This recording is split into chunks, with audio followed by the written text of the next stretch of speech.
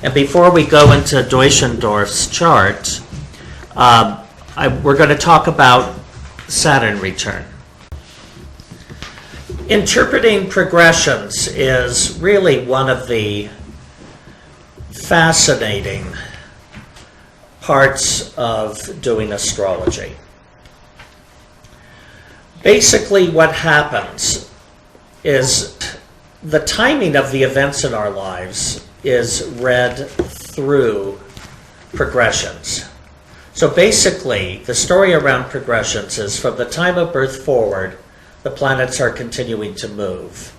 Throughout our lives, they're forming relationships between one another by progressed movement, and they're forming relationships to the planets in the chart of birth. These relationships we know as aspects. And what they do is they set up astrological weather conditions or stellar weather conditions. The difference between progressions and what is in the birth chart is the energies in the birth chart we call a constant.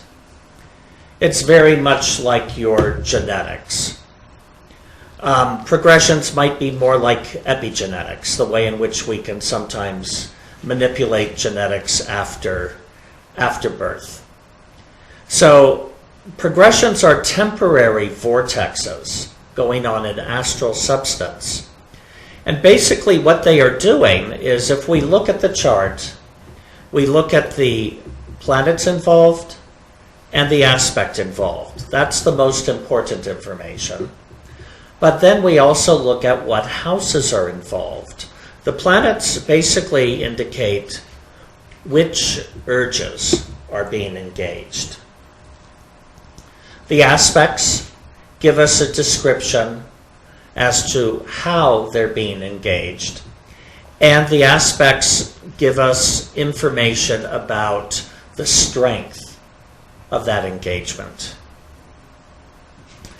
The houses function through showing us the areas of life that will be stimulated by those particular trends in thinking.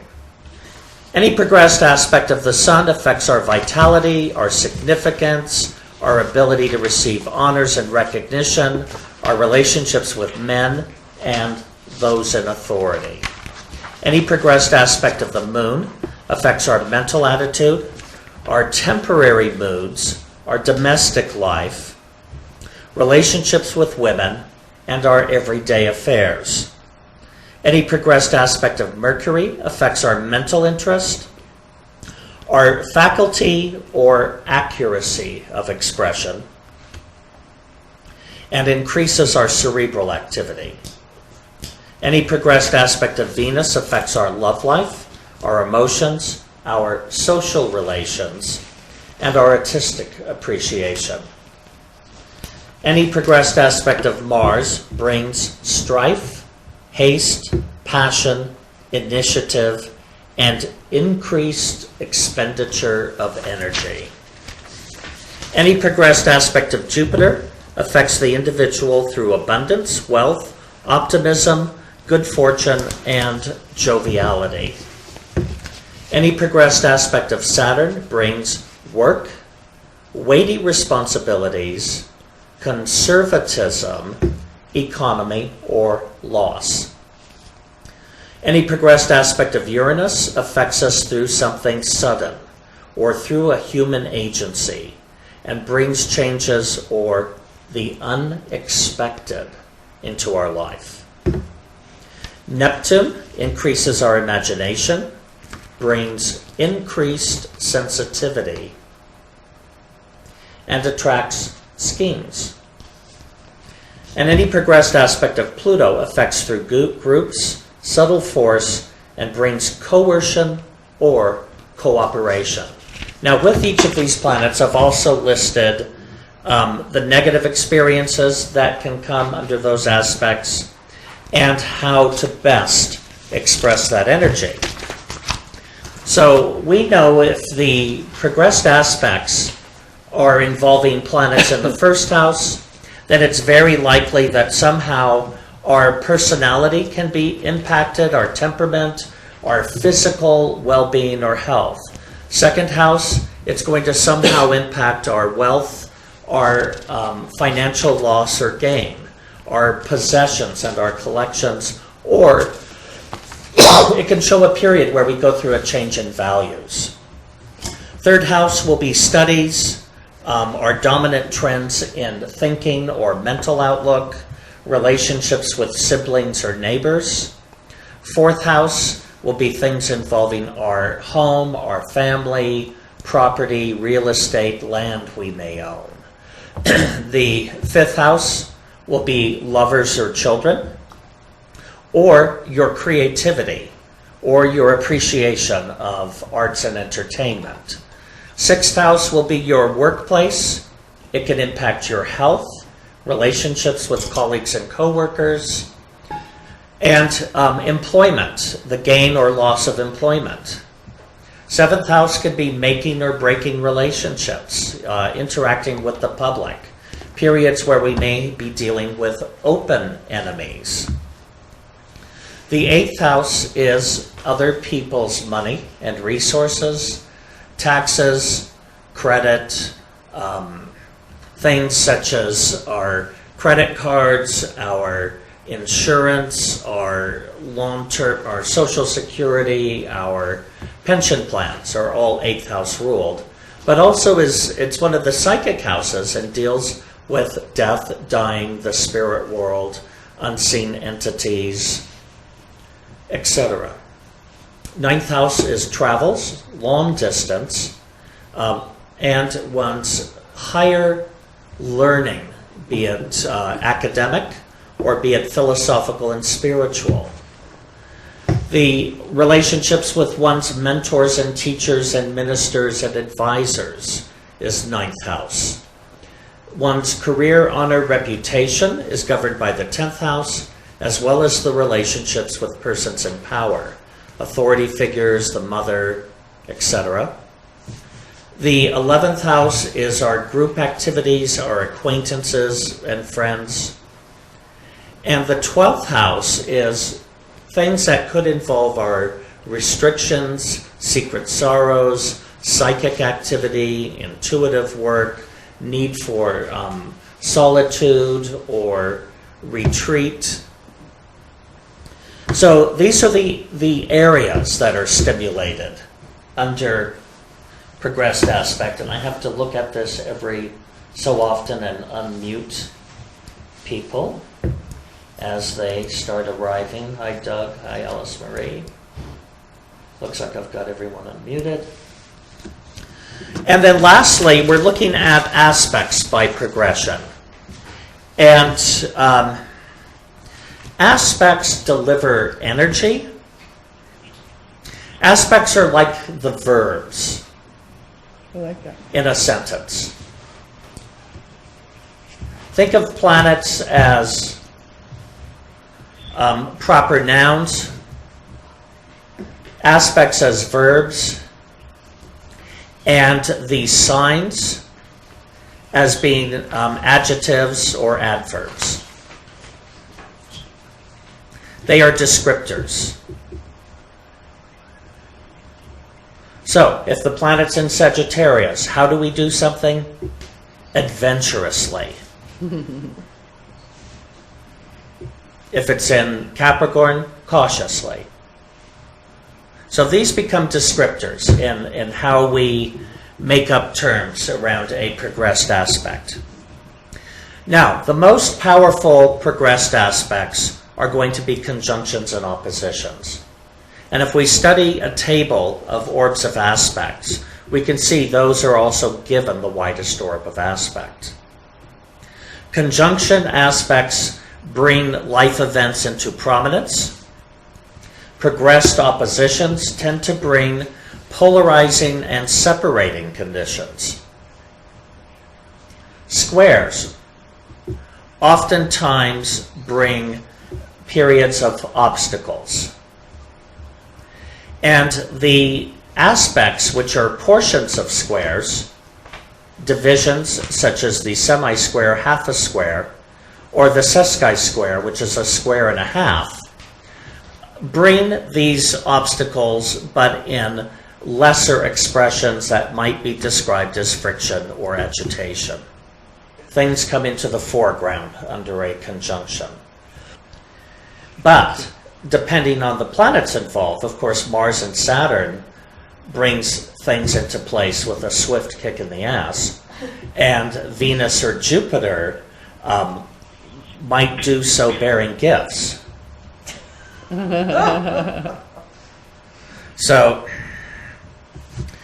we have to look at the planets involved. Now, the trine brings events to pass with luck, where good things happen. And the portions of the trine, being the sextile, which is half a trine, 60 degrees, brings opportunities, luck in lesser amounts, and or the semi-sextile, the fourth of a trine, brings growth. It's mild. And you can study the aspect table and come up with meanings for the other aspects. The other thing we have to take into account when looking at progressed aspects, what is the conditioning in the natal chart? Because the natal chart has more power than a progressed chart. So generally, planets are going to naturally express through a progressed aspect through their innate tendency, as is represented in the natal chart. This is where astrodynes can be incredibly helpful, because it helps us to know whether a planet is by nature harmonious or discordant, how powerful it is. Progressed aspects of your most powerful planets are going to bring experiences that are probably more dearly felt than progressed aspects of your weakest planets.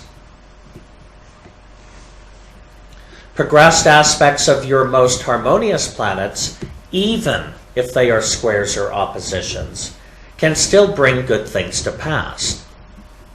There might be choices or hurdles to jump, choices to make or hurdles to jump, but good things can come as a result of that, because the innate quality of those planets is inherent and wants to continuously express itself. Progressed aspects of your most discordant planets, even if they're trines and sextiles, have the potential to bring conflict,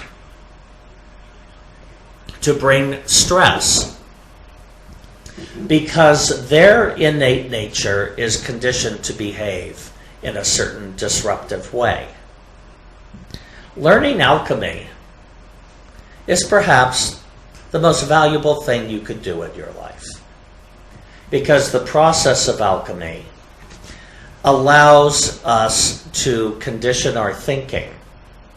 And if we know our progressions ahead of time, we can predetermine the programming that we want to use, so that under stressful progressions we're able to make the best of those painful potentials, and under harmonious progressions we're able to reap even greater rewards.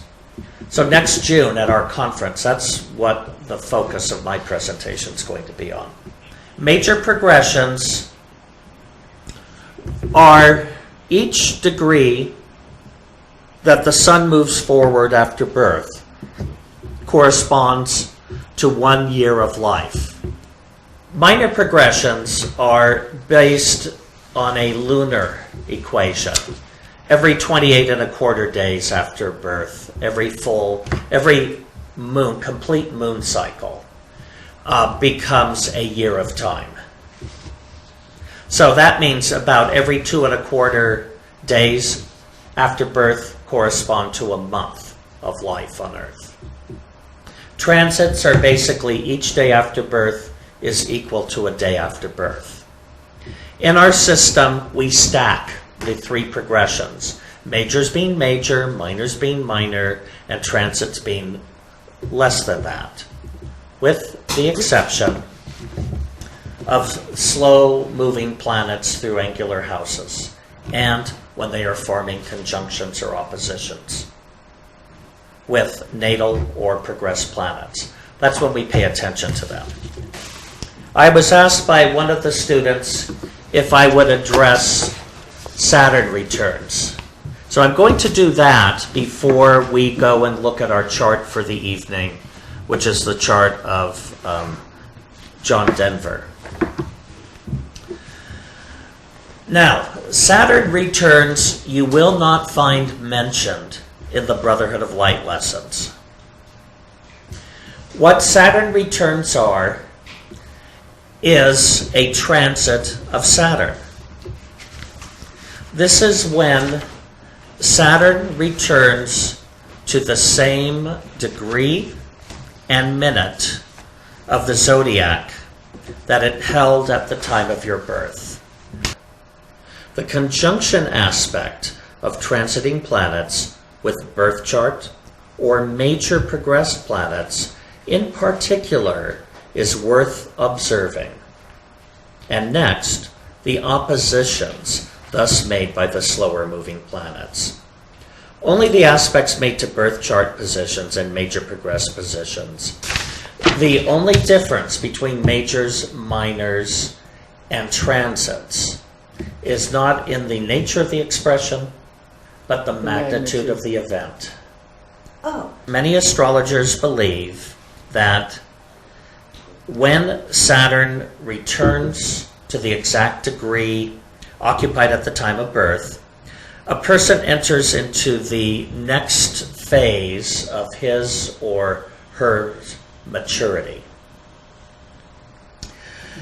Saturn returns correspond to psychological phenomena that take place in approximately 29.5-year intervals. During the first Saturn return, when we're 28 to 31, this depends on how fast Saturn is moving during that particular cycle. Basically, we leave reckless youth and move into a state of being a mature young adult. Our second Saturn return, age 56 to 60, we enter into middle age maturity. The third, which is usually the final Saturn return for most, is somewhere between 84 to 90 years. We like to say that that's when the person embraces the wisdom of old age or is beset with senility. Rare is the person who reaches their fourth Saturn return, as this requires living to 114 to 118 years. The things we think about under a Saturn return are things such as accountability, choices, depression, development, duty, evolution, facing one's fears, growth, increased awareness of mortality, increased perceptions, maturation, planning, preparation for the future, recognizing our limitations, reevaluations, responsibilities, restrictions, setting boundaries, simplifying or streamlining your life. Saturn returns can be turning points. They can be times of uncertainties. They can be periods where we gain wisdom or we gain worries. So I'm going to give you two examples of Saturn returns. All right. This is titled Young Friend. This is a friend of Renee Huval's who is experiencing her first Saturn return. In the outer wheel, the progressions here are transit progressions. So you can see, well, transits are progressions. Okay. We have major progressions, minor progressions, and transit progressions. Oh, okay. Usually I refer to them as transits. Yeah, I just thought that's what they were. Here we have To where it was natal Saturn at 26 Scorpio 12. Progress Saturn is 25 Scorpio 22. So it's definitely within orb. Now, if we wanted to know when are the exact dates, and sometimes Saturn's going back and forth and back and forth. It's like a cat toying with a mouse on occasion.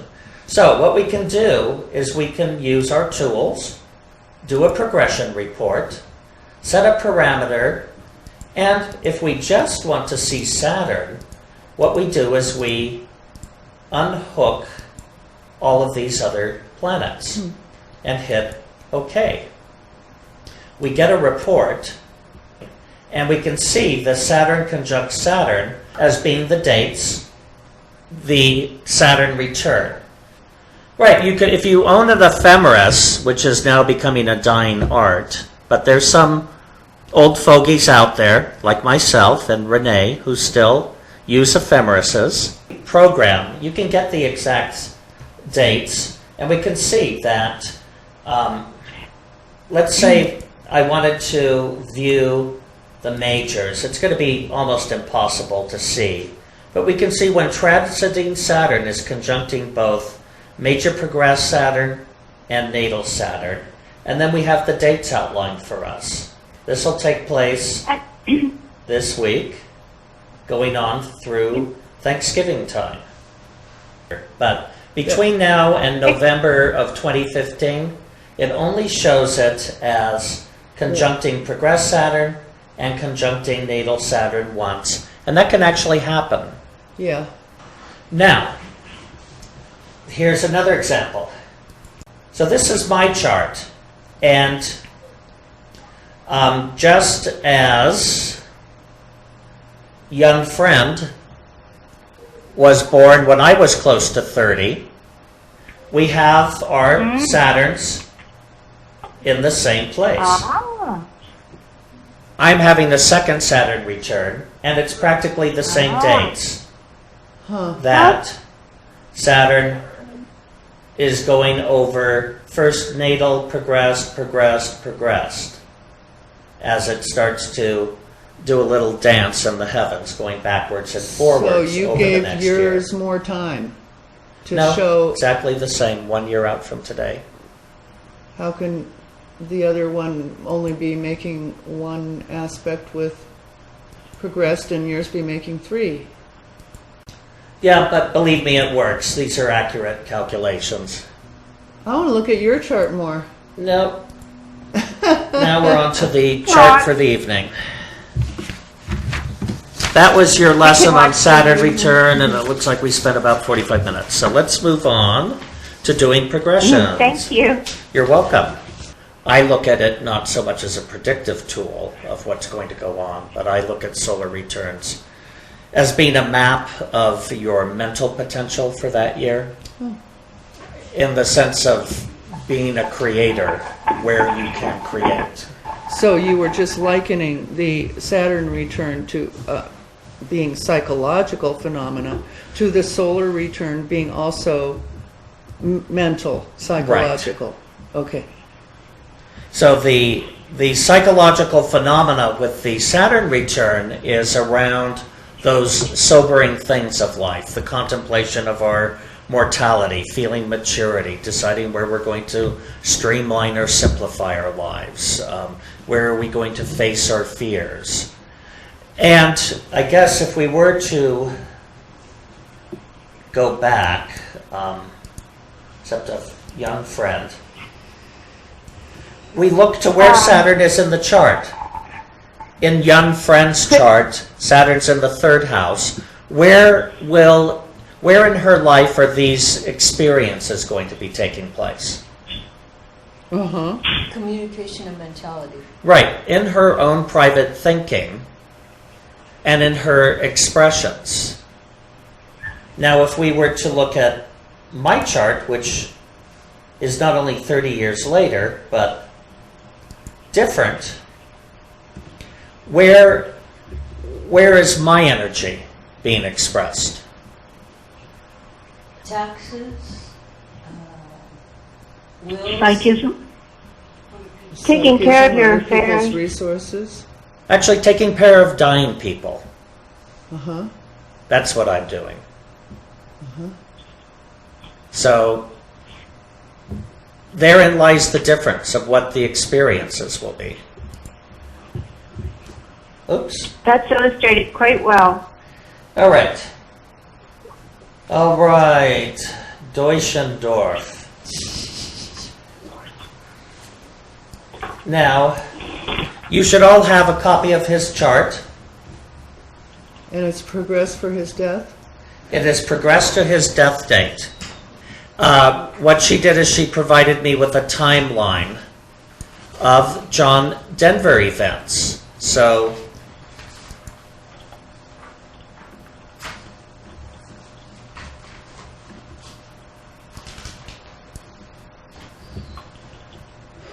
there's quite a discrepancy there. We won't look for when he may have first married. Yeah. And I did my research and could not find it. Here we have a date for adopting a son, 1974.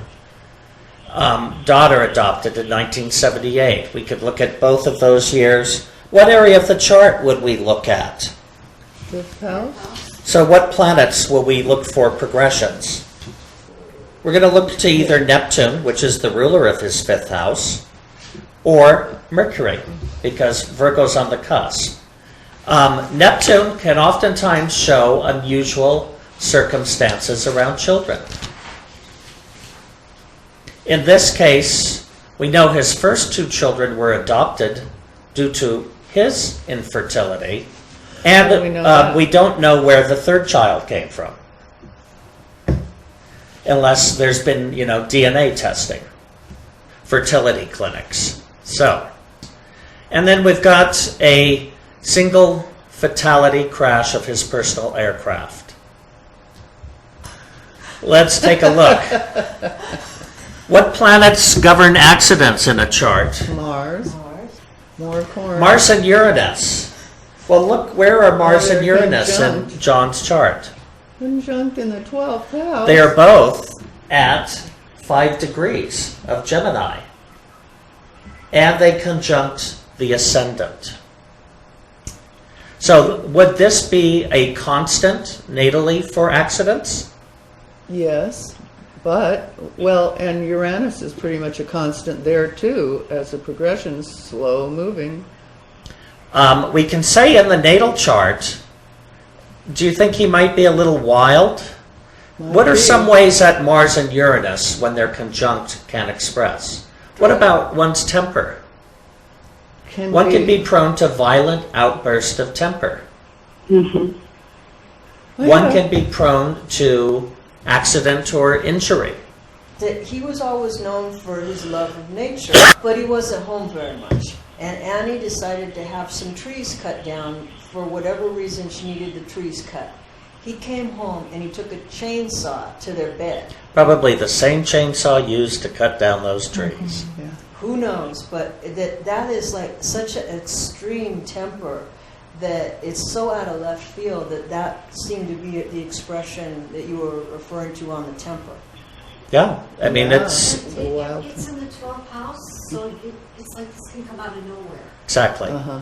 And when you have that, the Mars in the 12th house like that with Uranus, not only does it frighten other people, it scares you too. So this is a good aspect for someone who should never own a gun. What can happen when you own guns? You can kill the one you love. You can use them.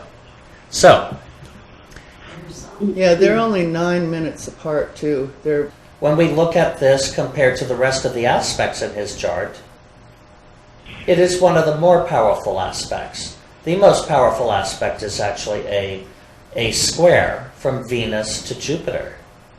More powerful than that is a square from the moon to the ascendant.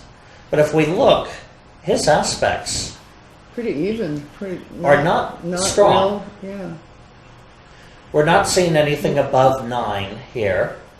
Oh, there we have it. Most powerful aspect is The a trine from Saturn to the midheaven. Saturn's 21 first Gemini house. in Saturn in an angular house to 21 Aquarius. So that's the singular most powerful aspect. So, Christopher, Yes. she was diagnosed as bipolar. well, there's a surprise. With all that Gemini. Yeah, I got it on a website called Looking at Disabilities with people, famous people with mood disorders. Again, going back to our first few weeks of this long course, where we looked at depression. Saturn's a factor, but also 12th house, Mars and Uranus could create what side of bipolar? Drugs. Well, actually, it can create the manic side. Oh, As negative, as expressing in a negative manner. Right, though for some people, artists who are bipolar oftentimes have their great creative periods during their mania.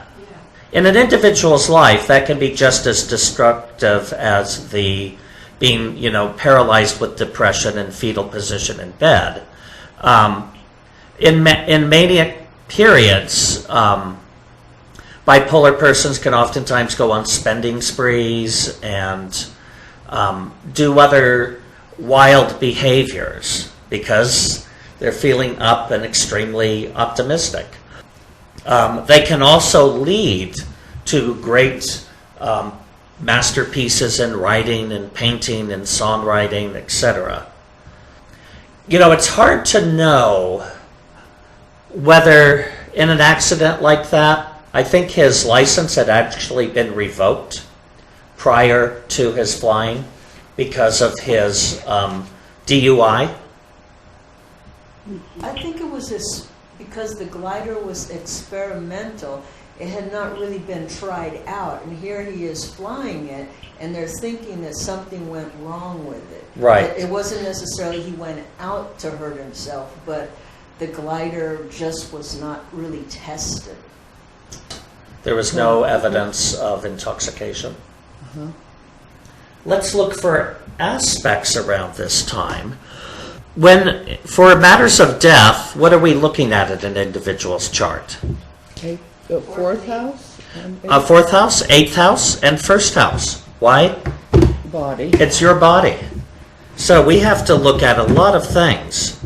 If we look at the first house, we have to look at Mercury, because Gemini's on the cusp. Saturn, because it's in the first house.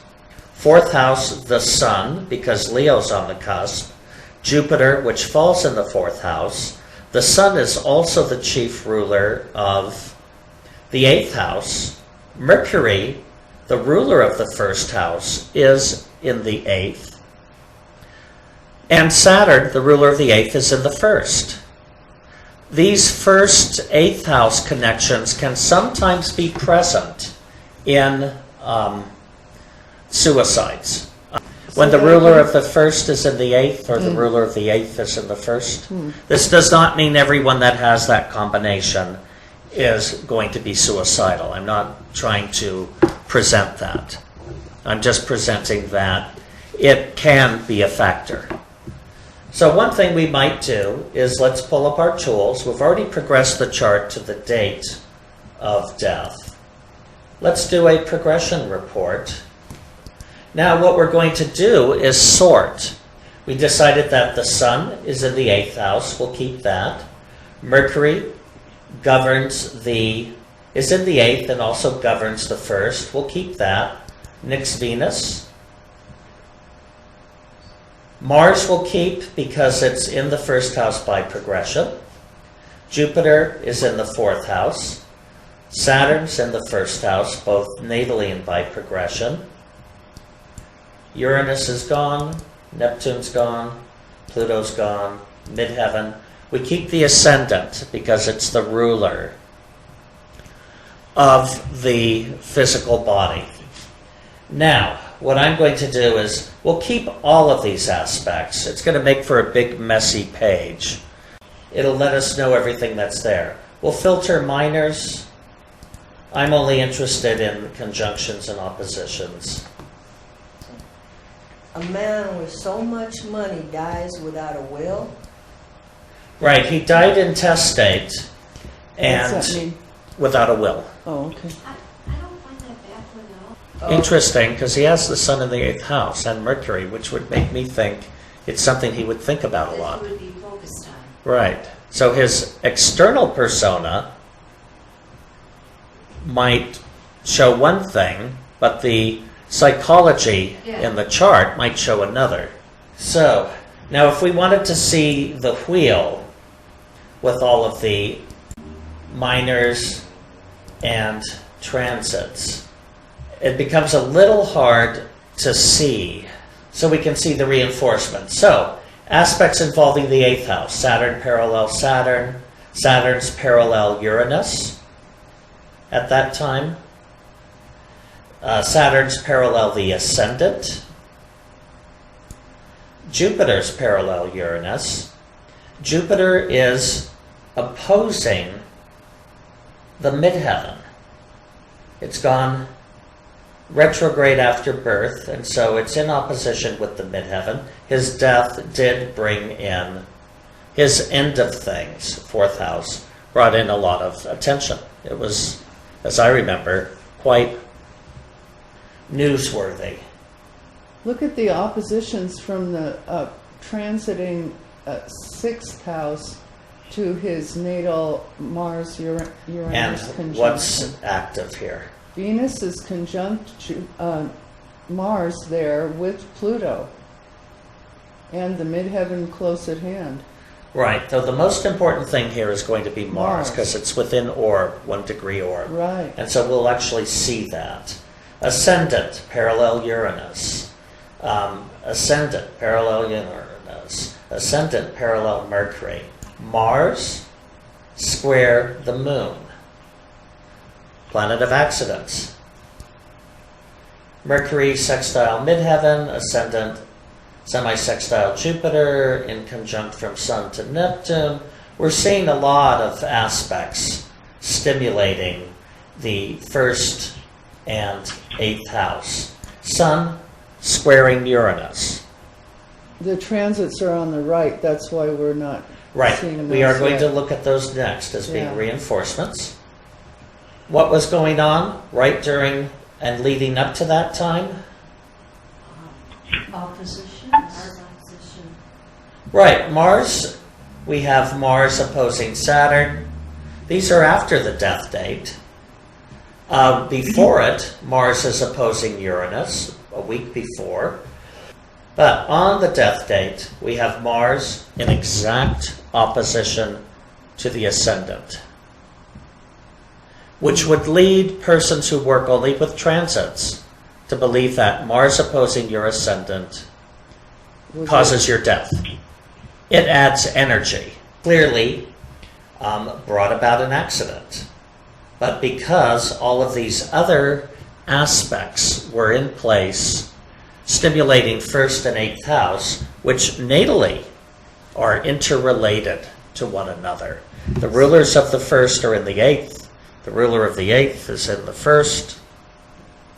where Mars was opposed the ascendant. Are they underneath Saturn paralleling the ascendant Yes. there? So Which they're- means any aspect to the ascendant. See, that's Saturn paralleling the natal ascendant. So any aspect that aspects either Saturn or the ascendant within 1 degree of orb will show up. that they all this, are. This I would- parallel is going on for all those decades. It's like having a program running in the background on your computer. Uh-huh. The aspect I consider important is this one, which entered just a month before his death. Why? Progressed Sun is the ruler of the 8th house, entered into a square, which is an obstacle compound, with the planet Uranus, which governs accidents, and which we decided in his natal chart he has a disposition towards accidents because of the Mars-Uranus conjunction in the 12th. And you get the Mars opposition transit thing punctuating that major aspect. Right. That makes more sense to me than the long-term parallel did somehow. What was his birth date and year? Yeah, 12/31/1943, 3:55 p.m. He was a native of New Mexico, born in Roswell, in Chavez County, New Mexico. Way of saying the aspect was the like a verb. To me, the planets are the proper nouns. So in this case, we might say the sun could represent him. The verb is the aspect itself. In this case, we might use a square as being we could use the term catastrophe, disaster, obstacle, disruption. Uranus can be mechanical things. This could be the airplane. This could be the car. This could be the engine. Man-made stuff. Yes. The sun, by progression, is in Pisces. Well, he died a watery death. A watery accident is what happened. Mars is in Gemini, both natal and progressed. So is Uranus. Gemini governs transportation. So we can sort of combine planets, aspects, signs, houses to describe, but this definitely shows, sudden demise through accident. It could have happened at any time while this was in orb, which was a 2-year period with any sun aspects last 2 years. Mercury and Venus aspects last, for the most part, 18 months. Mars aspects can last 3 to 4 years. Jupiter aspects last 10 to 12 years. Saturn aspects last around 24 years to 27 years. Yeah, if you have bad Saturn progressions, you get everyone's sympathy because you're under them for a very long period. Now that's only by Saturn by movement. Other planets, again, can aspect Saturn. So if it's an aspect, if Mercury is the progressed planet to Saturn, it's only going to last 1.5 years. If the Sun is progressed at an aspect to Saturn, that only lasts for 2 years. But if Saturn is progressed, let's say Saturn moves into opposition with your ascendant, that's going to last for, the 27 years. Christopher, do you have ephemeris? I don't know of any other way to note a stationary planet.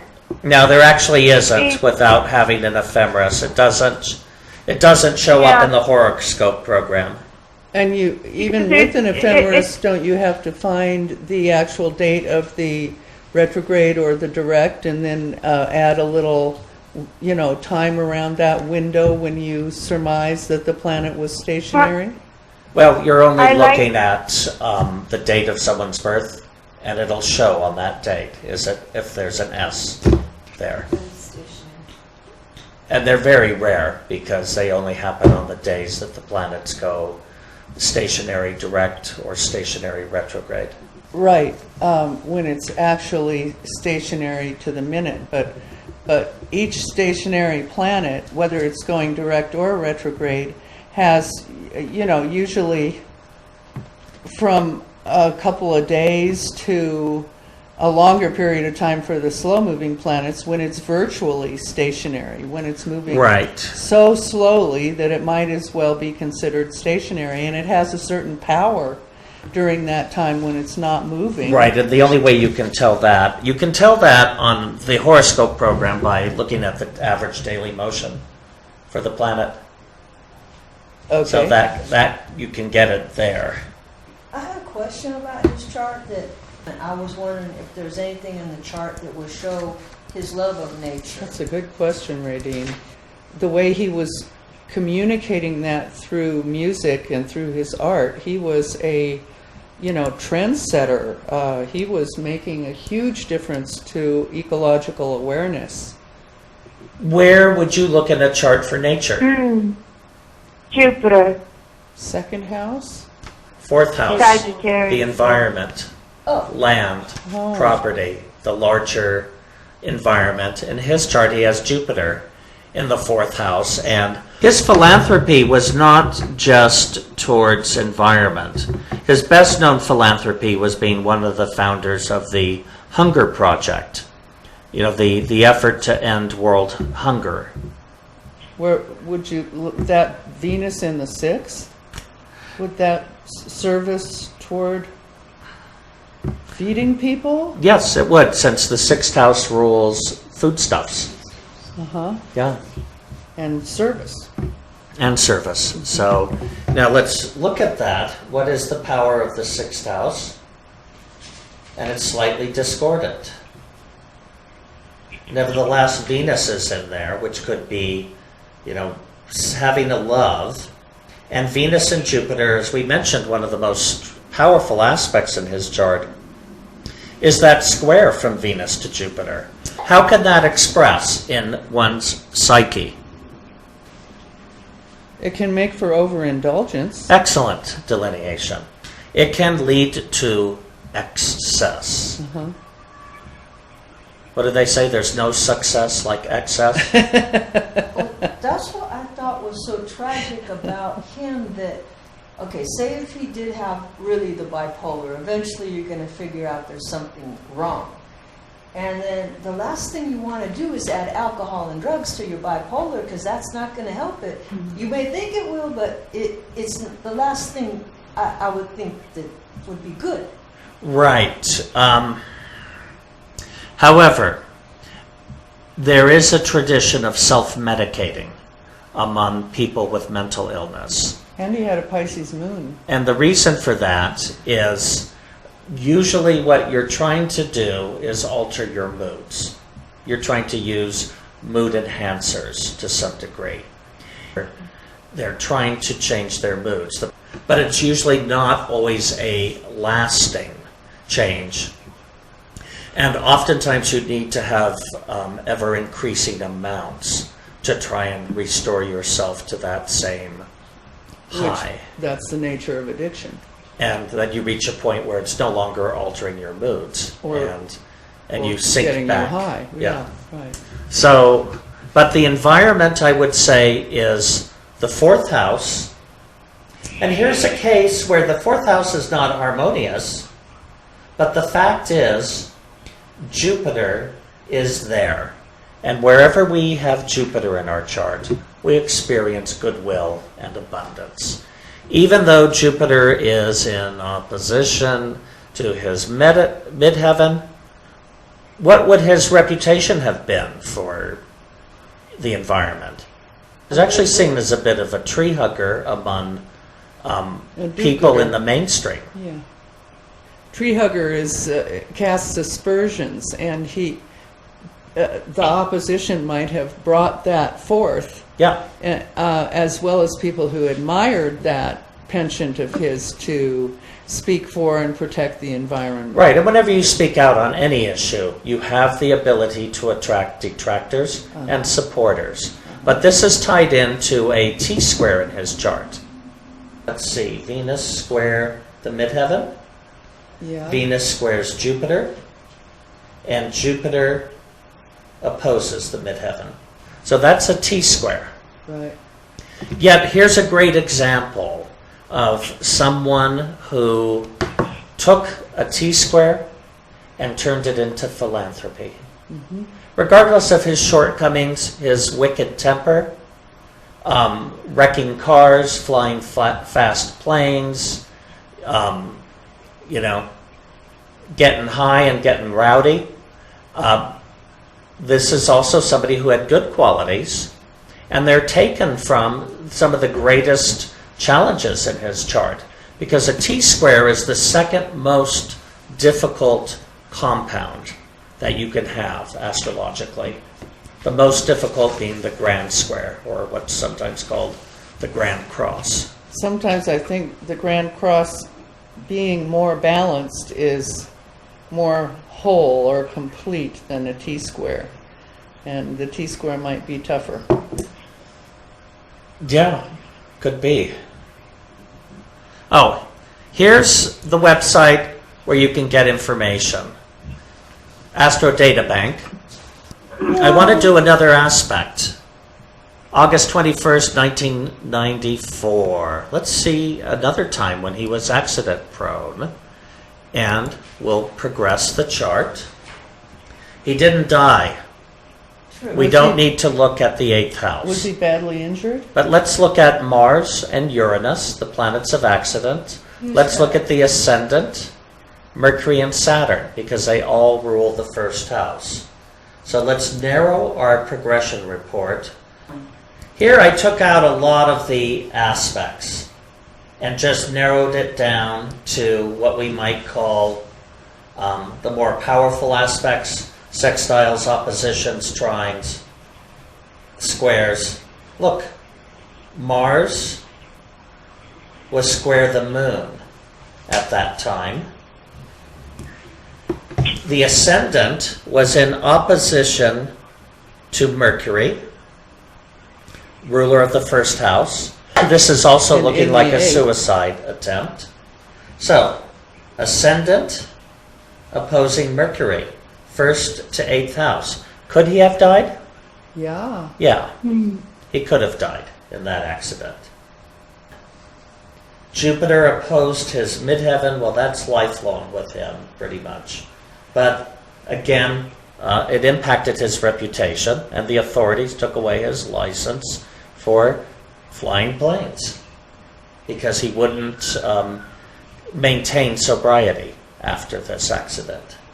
Let's look for transits at that time. Oh, Uranus, the planet of accidents, is conjunct Mercury by transits at this time. And it's opposing the ascendant. What more do you need? When was his suicide attempt? It doesn't say, but I would have to look to the autobiography, which I purchased his book on my Kindle. For a lot of years, I thought John Denver was a little syrupy, and I didn't pay much attention to him until my mother had an album of his, and I listened to his lyrics, and oh my God. I mean, Neptune in his 5th, yes, thank you. Because he had a way of being able to transcend the personal and speak to in an archetypic way that just made for these timeless, relevant songs that were so moving. Right. Unfortunately, he as a performer did not remain timeless. Even though he may have sold 33 million records during his life, that's one of the things he struggled with.